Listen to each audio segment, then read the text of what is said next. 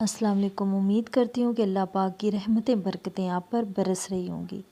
دوستو، کہ آپ کو بھی لگتا ہے کہ آپ کی دعائیں قبول نہیں ہو رہی، زندگی میں مایوسی ہے، کہ آپ کو بھی لگتا ہے کہ آپ دعاؤں کو کافی ٹائم سے مانگ رہے ہیں اور آپ کی دعا اللہ پاک سن نہیں رہا، جواب نہیں دے رہا، یا پھر آپ نے مایوس ہو کر دعائیں مانگنا چھوڑ دیے، تو یقین مانیں آپ ایک غلط راستے پر جا رہے ہیں۔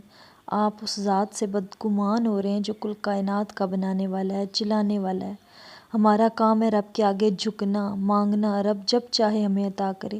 وہ خوب جانتا ہے کہ کون سی چیز ہمارے لیے کب جو ہے وہ ضروری ہے، کب ہمارے لیے بہتر ہے۔ اس رب نے ہمیں بغیر مانگے اتنی نعمتوں سے نوازا ہے، ہم اس رب کا شکر ادا کرنے کے بجائے ایک دعا قبول نہ ہونے پہ گلے شکوے شروع کر دیتے ہیں اور دعائیں مانگنا چھوڑ دیتے ہیں۔ کیا آپ نے قرآن پاک کی یہ آیت نہیں پڑھی کہ بے شک ہر مشکل کے ساتھ آسانی ہے؟ ہماری دعائیں قبول ہونے کا ذریعہ کیا ہے؟ پہلی چیز، اگر آپ نماز نہیں پڑھتے یا آپ کا دل نہیں لگ رہا تو پہلے آپ استغفار کی کثرت کریں، اور پھر چاہے نماز میں دل لگے یا نہ لگے، نماز کسی حال میں چھوڑنی نہیں ہے۔ نماز پڑھنے کے بعد مصلی پر بیٹھے بیٹھے آپ استغفار کا ورد کریں۔ استغفار اتنی پاورفل چیز ہے، استغفار سے نہ صرف آپ کی دعائیں قبول ہوتی ہیں بلکہ جس عبادت میں آپ کا دل نہیں لگتا، آپ کا دل لگنا شروع ہو جائے گا۔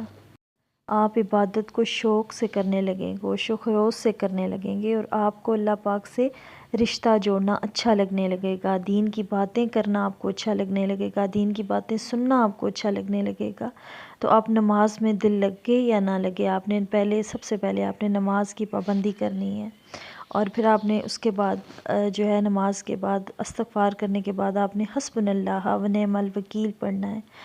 اس کا مطلب ہے کہ آپ نے اللہ پر بھروسہ کیا، بے شک وہی بہترین کارساز ہے۔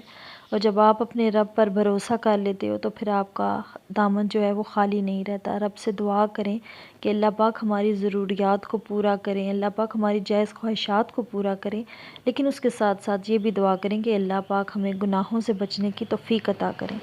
اللہ پاک ہماری توبہ کو قبول کریں۔ یہ ہمارے اپنے اعمال ہوتے ہیں جو کہ ہماری خواہشات کو پورا ہونے میں رکاوٹ بنے ہوتے ہیں۔ تو سب سے پہلے اگر نماز میں دل نہیں بھی لگ رہا تو پھر بھی اپنے رب کے آگے جھکو، اس کا تمہیں ڈبل ثواب ملے گا کہ بغیر جو ہے وہ دل کے تم نے کوشش کی کہ اپنے رب کے سامنے تم جھکو، کیونکہ تم یقین کرتے ہو، تم اس بات کی تو اس پہ ایمان لاتے ہو کہ تمہارا رب ہی ہے جو تمہیں پیدا کرنے والا ہے، وہی تمہارا خالق ہے۔ تو وہ تمہارا دل بھی نماز میں لگائے گا۔ استغفار کی کثرت کرو اور اپنے رب کو جو ہے وہ یاد کرو، اور نماز میں دل لگانے کی کوشش کرو گے تو رب کامیابی بھی دے گا انشاءاللہ۔ ایسی موٹیویشنل ویڈیو اس کے لیے میرے چینل کو سبسکرائب کر دو، اور اگر آج کی ویڈیو آپ کے لیے ہیلپ فل رہی ہے تو پلیز میری موٹیویشن کے لیے ایک لائک اور ایک سبسکرائب کر دو۔